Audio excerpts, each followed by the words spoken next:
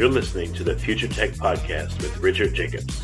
Future technologies such as artificial intelligence, stem cells, 3D printing, gene editing, Bitcoin, blockchain, the microbiome, quantum computing, virtual reality, and exploring space are much closer than you might think. In fact, many early versions of these technologies are in play right now, and the companies that are using these technologies are the focus of this podcast. My goal for you, the listener, is to learn from these podcasts. You may very well learn something that may change the course of your life for the better, steer you towards a new career, or give you insight into addressing a thorny medical problem. Remember, this podcast and its content is informational in nature only.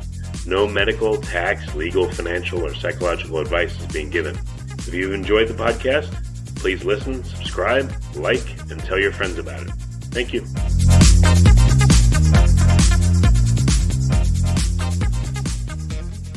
Hello, this is Richard Jacobs.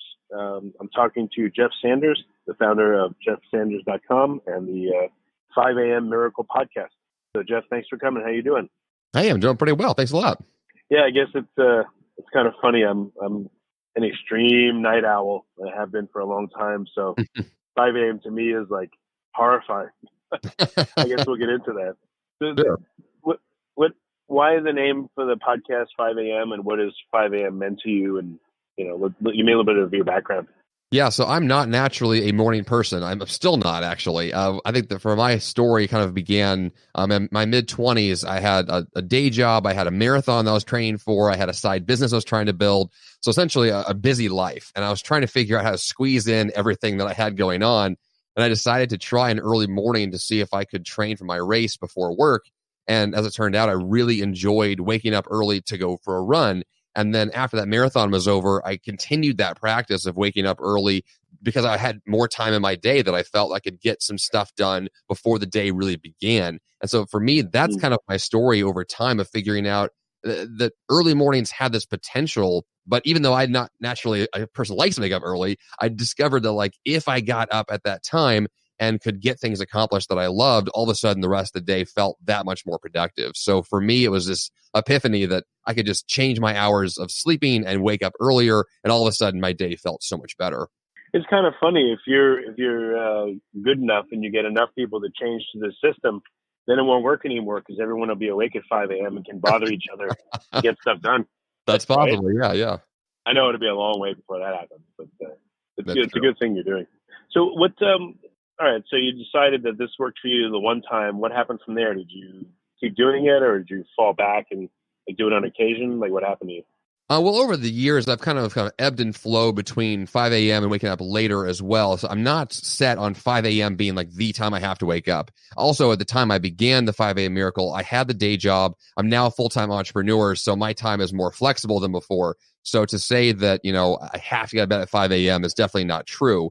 My focus and my intention is that my day is planned on purpose. And so if I can get out of bed at an ideal time for that day, whatever that time happens to be, then that's ideal. So I'm not striving for early mornings for the sake of early mornings. I just want to make sure that for whatever the next day is presented with the schedule that I have and the goals that I have, that I wake up at the best time for me to be well rested and to make sure that I can get my most important things done. So my average time to get out of bed now is probably more like 6 or 6:30 because that just tends to work better. I also have a new daughter at home, and so her sleep schedule is changing mine. And so it's really just about adapting to like what life is asking of you and what the ideal time fits with that, in that medium.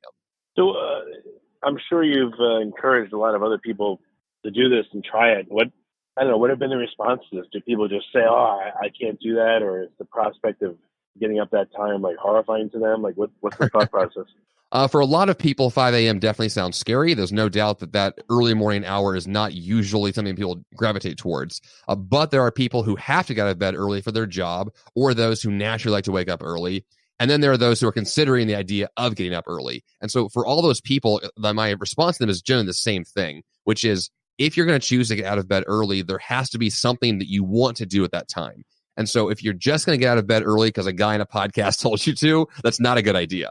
But if you're going to get out of bed early because you have something you want to do, like there's an early morning class for yoga, or there's a book you want to write, or there's some business you want to build, or something you want to do with your time that's valuable that otherwise is not getting done, or its ideal time is first thing in the morning, well, then give that a shot and see if it works for you. And for most people, when they make that switch and they find that emotional pull to get out of bed, then all of a sudden everything else makes more sense, and they're going to bed earlier, and their time is shifted to make more sense. So from that perspective, it's really not about saying that 5 a.m. is ideal for a certain kind of person. It's just more about, do you have an emotional reason to do so? Because if you don't, then you're not going to do 5 a.m. for very long.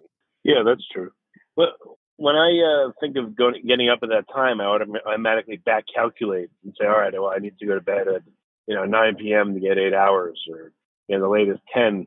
I don't know. I guess I find trouble going to bed early enough. I feel like I have a deadline looming and I have to hurry up and get to bed. I don't know. That seems to be, I guess just for me, that's how I feel. Do you think other people feel that way, or like how have they, I don't know, espoused their feelings about getting up at 5 a.m.?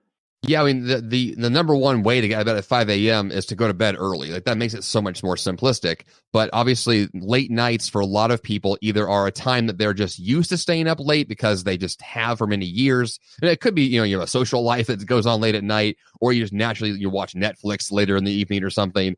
But for a lot of people, the idea of going to bed early it sounds too foreign. It sounds like something they don't want to do. And so the biggest hurdle is that it's not the alarm clock at 5 a.m. It's easy to have an alarm go off and then, force yourself out of bed if you have to. The hard part is actually going to bed on time, which really is about that prioritization of your evening routine. And so for a lot of people, it's about figuring out, if 5 a.m. matters to me, then the evening has to shift and I have to figure out a new way to go to bed. And so that just means being intentional about not scheduling things late at night, about if you have a deadline that's coming up with a work activity that's done earlier in the day, and just really committing to the lifestyle of someone who wakes up early. And once that's in place, then you can have a routine in the evening that allows you to go to bed at a time that fits for you, so you do feel well rested. So 5 a.m. does not feel horrible. It actually feels fantastic. But that takes time to get there. It takes a couple of weeks of making that shift. But it also takes that kind of realization that I have to live differently to get to bed on time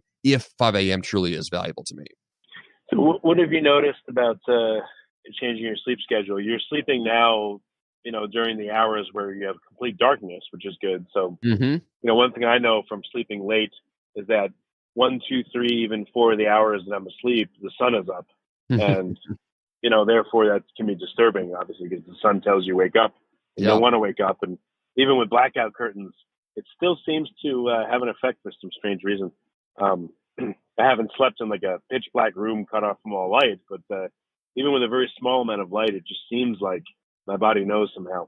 So what have you observed? Like, is your sleep better? I mean, you can wake up at 5 and you feel good, but what are some of your observations? Well, I mean, the light of the sun definitely affects when you want to sleep best. I know, for example, I went on a camping trip a few years ago where when the sun is up, like, you definitely notice it. There's no big walls, there's no blackout curtains, like the tent is very thin, so the sun is very powerful. So if that's your environment where the sunlight is directly affecting you, then waking up early is actually significantly easier and it feels better.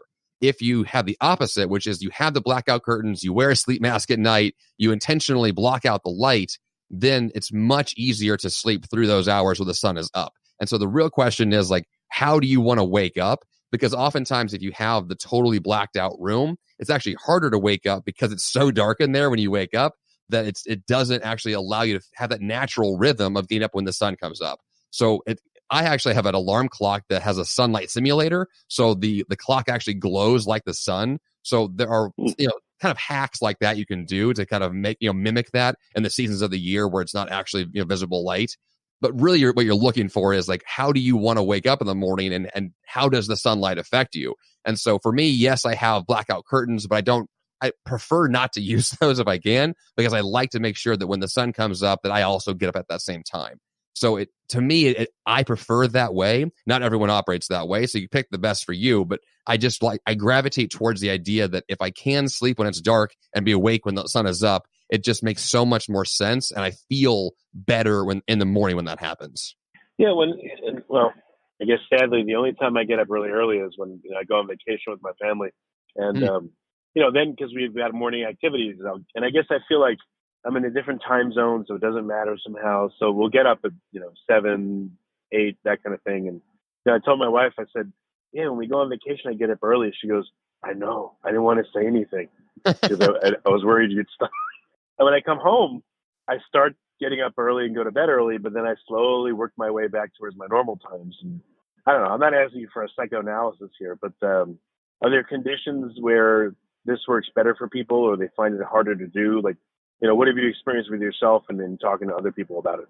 Well, yeah, it depends on the reason for getting up. I know for a lot of people, if they have, forced work hours to be out of bed, because of their day job, then they're used to it because they have to do it versus a vacation where a lot of people will sleep in for many hours. And so it comes down to kind of what's the reason why you're getting out of bed, which kind of comes back to the emotional tie. But really it's about saying, like, if you have a life rhythm you're trying to establish and you want that to be consistent throughout your life, whether it's the weekday, weekend, vacation, workday, like whatever's going on, if you have a rhythm in your life, a lot of people just prefer it that way because your body is just prepared to get up, whether it's a day where you're going to do a lot of work or a day you're just hanging out. You're going to feel your best if you have a rhythm that's fully established and you're well rested. And so even though, like, in theory, I like the idea of sleeping in, I know that those days really mess up my rhythm. And so it actually is better for me to just get up early anyway. And so the better option then is to go to bed as early as possible. Now, it's not always, feasible to do that, but you're just going for a lifestyle overall where you're going to get the rest you need as often as possible so that the hours you are awake, you feel a lot healthier, which for me is really the goal, is high energy and enthusiasm throughout the day, which I really only get when I'm well rested and I got out of bed at a time that made sense for me. And so that's what I'm going for. And that's what a lot of people that have followed the 5 a.m. Miracle have discovered, is that it's not that they want to get out of bed early, is that they want to feel fantastic when they're awake. And so if that's achieved, then pick whatever hour allows that to be possible for you, and then that works best. Do you have people tell you they're laying there and they can't fall asleep? And, again, what are the stumbling blocks people have to getting up early and going to bed early?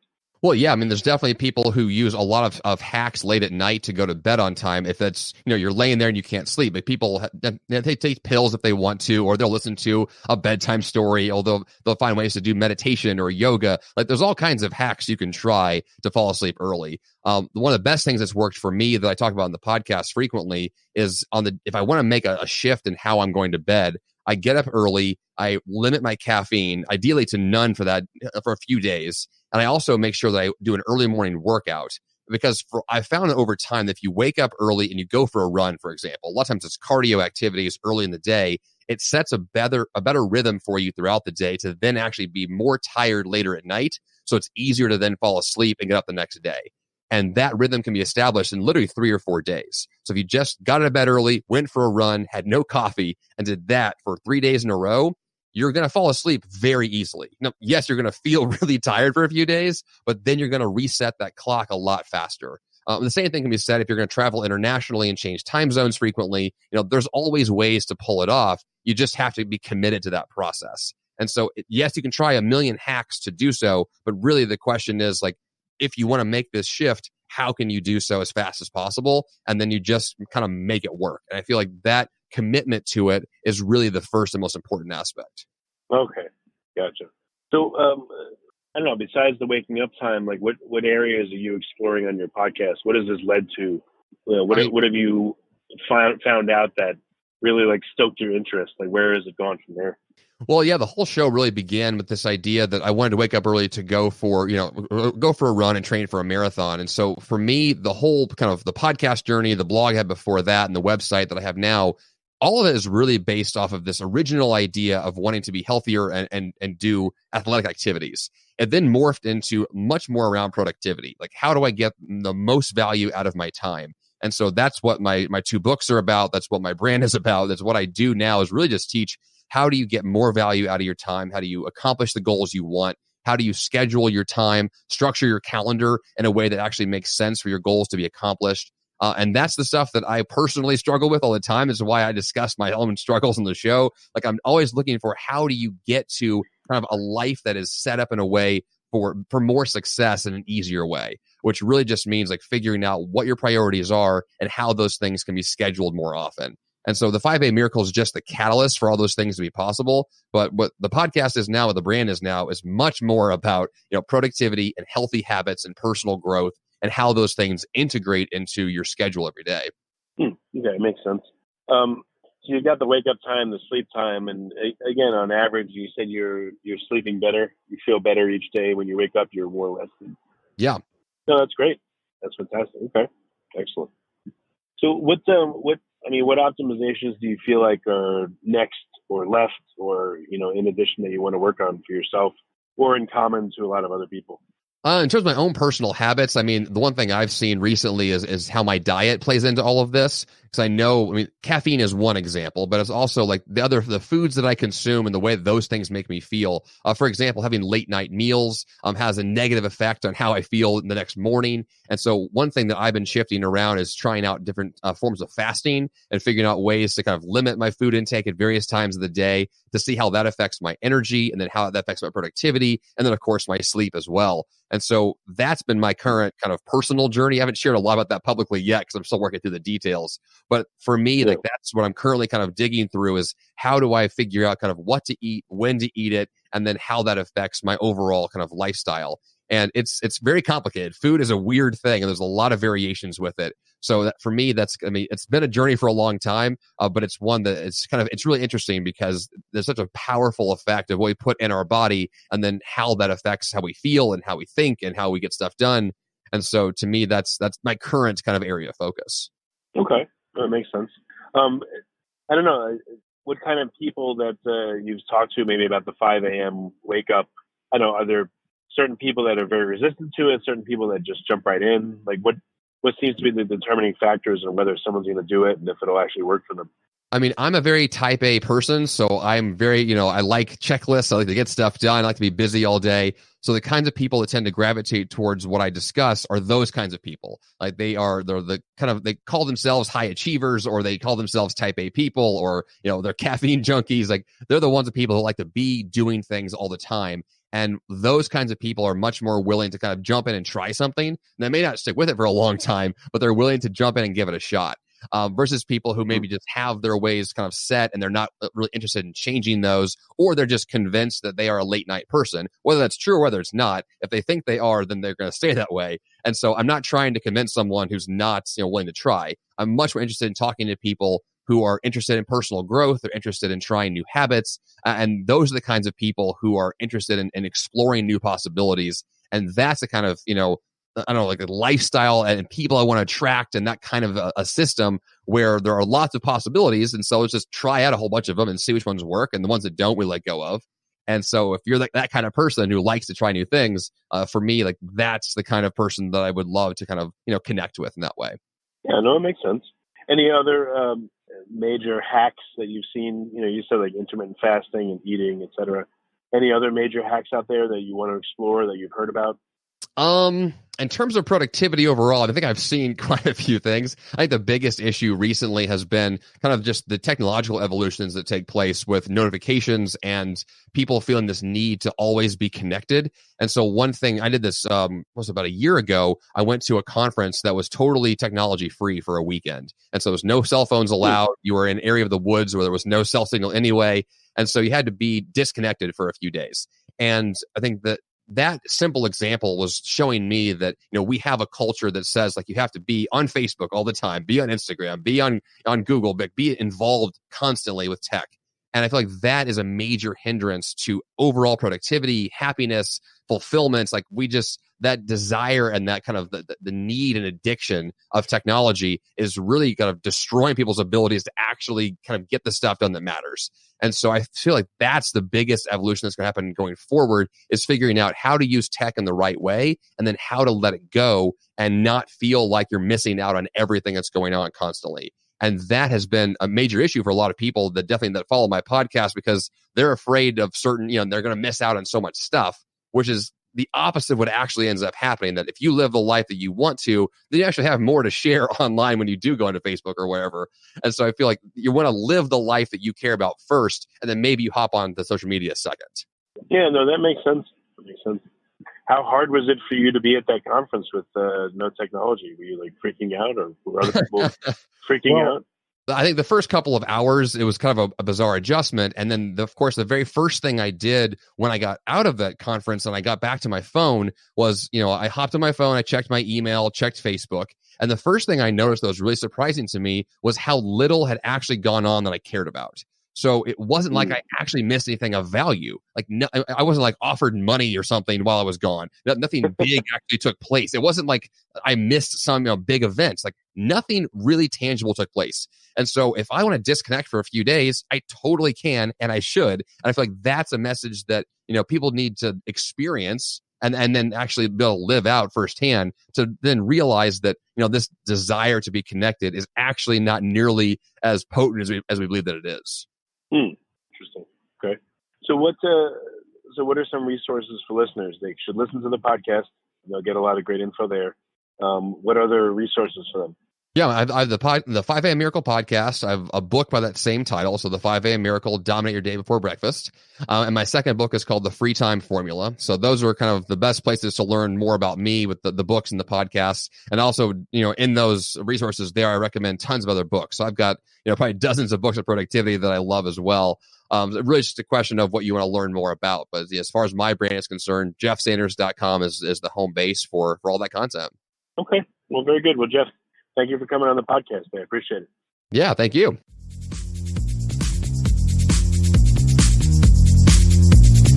You're listening to the Future Tech Podcast with Richard Jacobs. Future technologies such as artificial intelligence, stem cells, 3D printing, gene editing, Bitcoin, blockchain, the microbiome, quantum computing, virtual reality, and exploring space are much closer than you might think. In fact, many early versions of these technologies are in play right now, and the companies that are using these technologies are the focus of this podcast. My goal for you, the listener, is to learn from these podcasts. You may very well learn something that may change the course of your life for the better, steer you towards a new career, or give you insight into addressing a thorny medical problem. Remember, this podcast and its content is informational in nature only. No medical, tax, legal, financial, or psychological advice is being given. If you've enjoyed the podcast, please listen, subscribe, like, and tell your friends about it. Thank you.